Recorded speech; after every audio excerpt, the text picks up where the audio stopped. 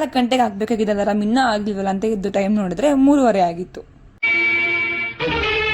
ಈ ಚಳಿಲಿ ಇಷ್ಟು ಬೇಗ ಇದ್ನಲ್ಲಪ್ಪ ಅಂತ ರಿಗ್ರೆಟ್ ಫೀಲ್ ಮಾಡ್ಕೊಂಡು ನೆನ್ನೆ ಮಾಡಿದ ಮುದ್ದೆಗೆ ಸಾಂಬಾರ್ ಬಿಸಿ ಮಾಡ್ಕೊಂಡು ಊಟ ಮಾಡಿಕೊಂಡು ಓಲೋ ಬುಕ್ ಮಾಡಿದ್ರೆ ಮತ್ತೆ ಅದೇ ಪಲ್ಸರ್ ಗಾಡಿ ಬಂದಿದೆ. ಬಿಕಾಸ್ ನಂಗೆ ಆ ಗಾಡೀಲಿ ಕೂರೋಕೆ ಕಂಫರ್ಟಬಲ್ ಇರಲ್ಲ. ಹೇಗೂ ಬೇಗ ಬಂದಿದ್ದೀನಿ ಅಂತ ಹೋಗಿ ನನ್ನ ಟ್ರೈನು ಸೀಟ್ ನಂಬರ್ ಎಲ್ಲ ಹುಡ್ಕೊಂಡು ಕೂತ್ಕೊಂಡ್ರೆ ಪಕ್ಕದಲ್ಲಿ ಒಂದೇ ವಾರ ಟ್ರೈನ್ ನಿಂತಿತ್ತು.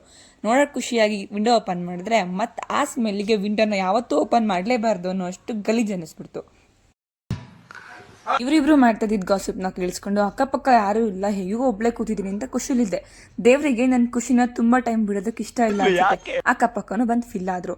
ಕೊನೆಗೆ ಇವರಮ್ಮ ಆ ಮಗುಗೆ ಟೋಪಿ ಹಾಕೋದಕ್ಕೆ ಮಾಡ್ತಿದ್ದ ಸರ್ಕಸ್ ನೋಡಿ ಇವೆಲ್ಲ ನಮಗ್ ಬೇಕಾ ಅಂತ ಹಾಗೆ ಕಣ್ಣು ಮುಚ್ಚಿದೆ. ನೋಡಿದ್ರೆ ಈ ಅಪ್ಪ ಬಂದು ನನ್ನನ್ನ ಎಬ್ರಿಸ್ಬಿಟ್ಟ, ಟಿಕೆಟ್ ಕೊಡು ಅಂತ. ಅಷ್ಟರಲ್ಲಿ ಅರಸೀಕೆರೆ ಜಂಕ್ಷನ್ ಕೂಡ ಬಂತು. ನಮ್ಮ ಇವೆಂಟ್ಗೂ ಕೂಡ ಟೈಮ್ ಆಗಿತ್ತು. ಕ್ಲೈಂಟ್ ಹೇಳಿದ ಟೈಮಿಗಿಂತ ಹಾಫ್ ಅನ್ ಅವರ್ ಮುಂಚೆನೇ ಎಲ್ಲ ಡೆಕೋರೇಷನ್ಸ್ ಮುಗಿಸಿ ಕ್ಲೈಂಟಿಗೆ ಹ್ಯಾಂಡ್ ಓವರ್ ಕೊಟ್ವಿ. ಕ್ಲೈಂಟ್ ಮಾತ್ರ ಸಿಕ್ಕಾಬಟ್ಟೆ ಖುಷಿ ಆದ್ರು, ಬಿಕಾಸ್ ನಮ್ಮ ವರ್ಕ್ ಆ ಥರ ಇತ್ತು ಅಲ್ಲಿ. ಆ್ಯಂಡ್ ನಮಗೆ ನೆಕ್ಸ್ಟ್ ಹೆಬ್ಬಾಳಲ್ಲಿ ಕೂಡ ಇವೆಂಟ್ ಇತ್ತು. ಅಲ್ಲಿ ಎಲ್ಲ ವರ್ಕ್ನ ಮುಗಿಸಿ ಬೇಗ ಬೇಗ ನಾವು ಹೆಬ್ಬಾಳ್ಗೆ ಹೊರಟ್ವಿ.